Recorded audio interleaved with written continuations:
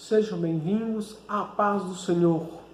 Que a graça e a misericórdia do Senhor Jesus seja conosco. Damos continuidade aqui no nosso estudo da palavra do Senhor, estudo semanal, a nossa revista de jovem, cujo tema é Tempo de Conquista, baseado exatamente no livro de Josué. Chegamos à terceira lição, e que nos trata o seguinte, dos preparativos para a conquista, ou seja, os preparativos da conquista da terra prometida, do qual Deus prometera para Abraão, Isaque e Jacó, que daria a sua descendência como herança. O nosso texto do dia nos diz o seguinte: o cavalo prepara-se para o dia da batalha, mas do Senhor vem a vitória. Provérbios 21 e 31. Ou seja, ainda que tenhamos todo o preparativo, toda a força, todo o arsenal, todos os nossos instrumentos de guerra, a batalha, a vitória, se Deus não permitir, se não tiver sua intervenção, não é possível que se alcance. E lembramos que toda a vitória, em todos os aspectos da nossa vida, seja na guerra, seja em que for, ela deve realmente, toda conquista deve ser atribuída à honra e à glória do Senhor, dos exércitos, que pode todas as coisas. Aqui vamos estar estudando, vamos mostrar os preparativos de Josué para a conquista da terra prometida. Vamos também estar explicando a respeito aqui do conhecimento do ambiente de batalha, mas sem intervenção de Deus não é possível alcançar vitória alguma. E também demonstrar aqui Raabe, sua coragem, sua fé, uma heroína improvável, mas Deus ele tem a sua maneira de agir, sua maneira especial de conceder vitória e usar as pessoas a menos esperada possível, mas Deus é quem usa, que faz todas as coisas. Aqui ainda depois de o filho de Israel estava ali acampado após o luto da morte de Moisés, ainda depois daquelas últimas instruções de Moisés, que nos mostra que o povo ele estava mais unido e estava mais organizado e consciente da sua missão histórica, que era agora conquistar a terra que Deus havia prometido ainda a Abraão, e Isaque e a Jacó.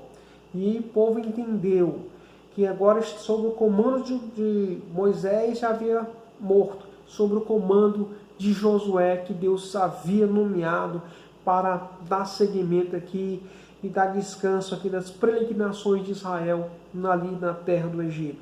E então Josué ele ordena e convoca o povo que pela fé faça os preparativos necessários para adentrá-lo na terra prometida e conquistá-la, isso para a honra e a glória do Deus Todo-Poderoso.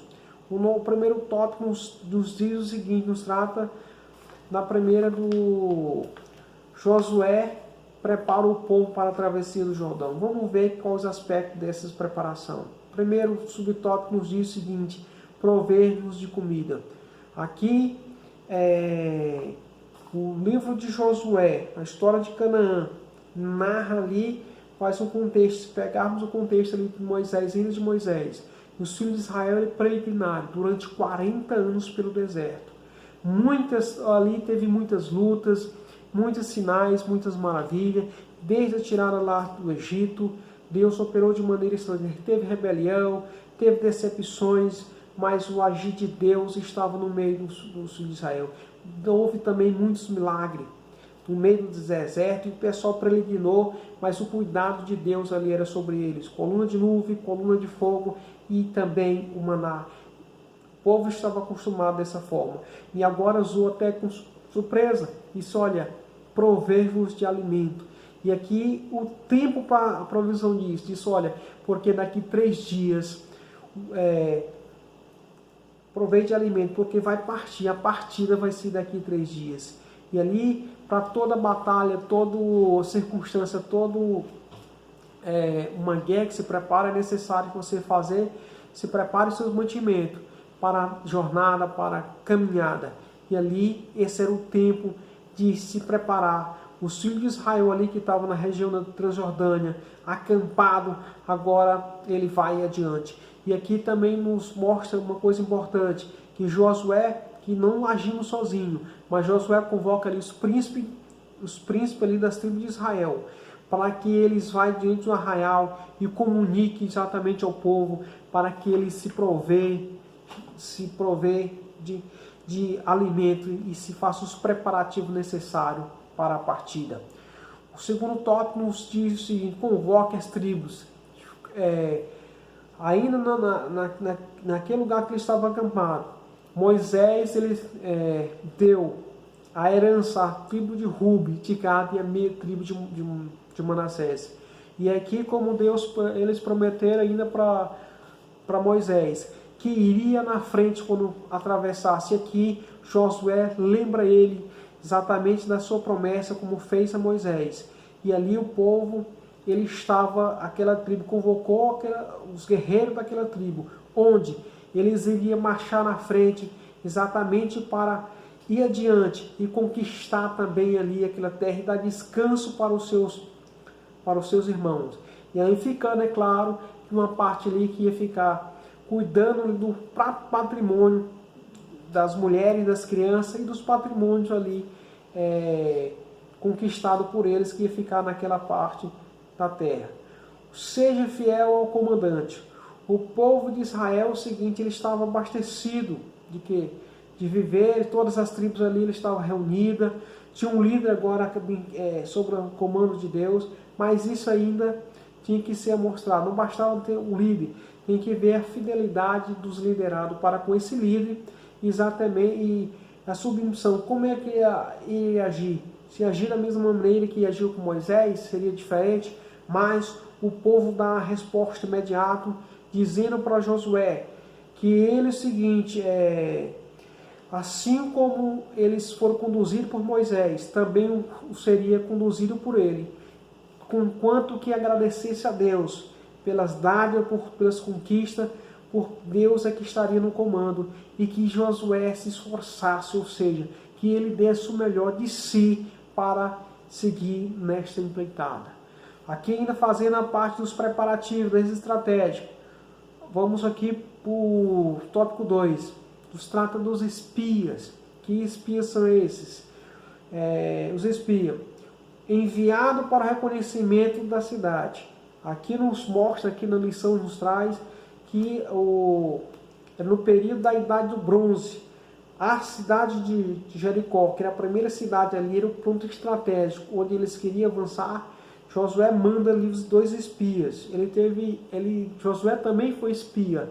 E ali, dentro dos 12, mandou 12 espias, e apenas ele e Caleb trouxeram informações que não amedrontaram o povo. E Josué manda agora dois espias para fazer o levantamento, o conhecimento da terra, dos reis, que armas que eles utilizavam, fazer um mapeamento, um referenciamento ali, para montar as estratégias e até saber posicionar o exército. Mas independente, mesmo que tenha esse profundo conhecimento da área, do terreno, do armamento que o inimigo utiliza, é importante que eles tivessem a fé em Deus, pois mesmo que ante qualquer relatório, a presença e a grandeza de Deus é que faria conquistar e ter vitória por excelência, porque Deus está sob o controle de todas as coisas. Os espias, eles são, segundo o tópico, os espias são descobertos. Por que são descobertos? Evidentemente que os reis ali ficavam um período bem próximo de ser aproximadamente 6,5 quilômetros ali às margens do Jordão, e aí a questão das vestimentas, como se traja, a questão do idioma, ali na guerra de Canaã, o sotaque. Então os espias eles foram descobertos. E os soldados saíram procurando esses espias. Eles se hospedaram na casa de Raabe, uma prostituta. E as pessoas fizeram o levantamento procurando, eles foram descobertos, e Deus providencia alguém para que pudesse livrá-los, livrar. E é uma coisa importante isso. Deus, ele usa aqueles que são fiéis, que servem a ele tem os seus meios exatamente para poder livrar os seus filhos. Porque a pessoa, um espia, ele numa terra estranha, ele sendo descoberto, e se conseguir pegar eles, com certeza serão eliminados e mortos. Dando sequência, o testemunho para os espias. Raabe, a prostituta, ela faz uma revelação aqui muito importante para aqueles espias, confirmando aqui sim a grandeza e o agir de Deus, as promessas de Deus para com eles. E ela pega ao ponto de dizer o seguinte: olha, o Senhor, ela acrescentou que o Senhor, o Deus de Abraão, o Deus de Isaac e de Jacó, ele, com o Deus do céu, aquele que é Deus no céu, é Deus na terra, ele fez uma bênção completa, e as pessoas estavam atemorizadas, não havia nem ânimo nele, porque o que acontece? Ele estava cabisbaixo, e isso mostrava que caiu sobre ele o desânimo, e ninguém tinha ânimo algum para lutar, para se esforçar. Ou seja, ali ela estava dizendo para os espiões: olha, o Deus de vocês é poderoso, que abalou o ânimo, a fé daquele povo ali, em virtude da presença dele.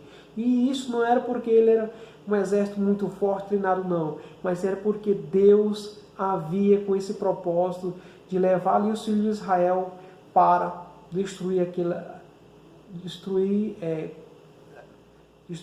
povo e conceder ali a conquista da terra que Deus havia prometido. Subtópico 3, o tópico 3 fala de Raabe, a heroína da fé. Quem era Raabe? Aqui nos mostra que Raabe era uma prostituta. Raabe, o seguinte, ela não conhecia Deus, ela era de Cananeia, era da terra de Canaã, da terra que Deus, ele estava na terra que Deus ele prometeu a Abraão, seus descendentes, que ali habitaria. E aí, ela tinha uma vida promíscua, ela é errante, mas aqui nos diz também as Escrituras, que a sua fé, o que ela te colocou na galeria da fé é exatamente a sua fé. Embora tivesse erro, embora tenha mentido, mas a sua fé, a fé que tinha nela, foi o suficiente para salvar e achar justiça em sua vida, porque ela teve a coragem e teve a fé no Deus Criador, no Deus Todo-Poderoso. E essa fé, ela é capaz exatamente de transformar a vida, de mudar o itinerário de qualquer pessoa, seja ela quem for. E não cabe a nós a julgar as pessoas, mas cabe anunciar a palavra do Senhor, porque é o Espírito de Deus que convence do pecado, da justiça e do juízo e que transforma as pessoas. E nos diz também que ela está na genealogia de Cristo, ou seja, ela está na genealogia de Cristo. Essa é Raabe. Deus mudou realmente a sua história e é um exemplo aqui de fé para toda a humanidade. Uma mulher de estratégia. Qual foi a estratégia que ela utilizou? Ela, ali quando ela sabendo que Deus tinha dado aquela cidade aos filhos de Israel, ela disse: olha, vocês quando vierem aqui, que poupe tão como ela guardou os espias, protegeu, deu uma informação distorcida ali para quando procurar aqueles homens, você vai por um caminho. E aí depois despediu aqueles espias. Ela disse o seguinte: olha, quando vierem, mas guardai e não destrua aqui a minha casa, a minha família. E aqueles espias, essa foi a estratégia dela, embora mentimos ou mentira. Mas por que? Aí você pergunta, mas por que está na galeria da fé? Porque ela teve coragem de agir, ela realmente teve fé. E Deus, ele não olha para a nossa ignorância, ele não olha por nossos feitios ruins, mas ele olha para aquele que se arrepende dos seus maus caminhos para viver, aquele que crê, aquele que tem a fé, aquele que crê. Deus olha com um olhar de misericórdia, porque sua misericórdia é imensa, é grandiosa. E ele, como diz para a mulher adulta, ele diz assim: vai e não peque mais. Deus é misericordioso, mas é preciso que tenhamos fé, porque se tivermos de fato fé, Deus ele pode salvar a vida do mais vil pecador, daquele que está distanciado de Deus, ele pode exatamente ser mudado a sua história. A mulher do fio de escarlate. Aqui nos mostra o seguinte, que isso prefiguraria aqui um projeto divino. Isso que se revelaria muitos séculos depois. Pelo seu descendente mais ilustre, mais nobre, que é Jesus Cristo de Nazaré.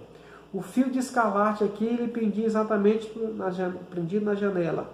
No dia da invasão, em que os filhos de Israel ali, ele chegasse ali e visse exatamente aquele fio, não seria destruído. E ela, segundo nos consta aqui os historiadores, ela morava em cima do muro, porque o muro era muito largo, ela morava ali em cima do muro, e era visível ali, e o muro todo desceu, mas o muro, a casa dela não caiu, ela ficou de pé, e ninguém sucumbiu da sua família, porque estava protegida ali pelo fio de escarlate. No Egito, se remontarmos lá para o Egito, os filhos de Israel, o sangue do cordeiro nos umbrais das portas, salvou todos os primogênitos judeus. E aqueles que não tinham os umbrais marcados com sangue, não, os seus primogênitos morreram.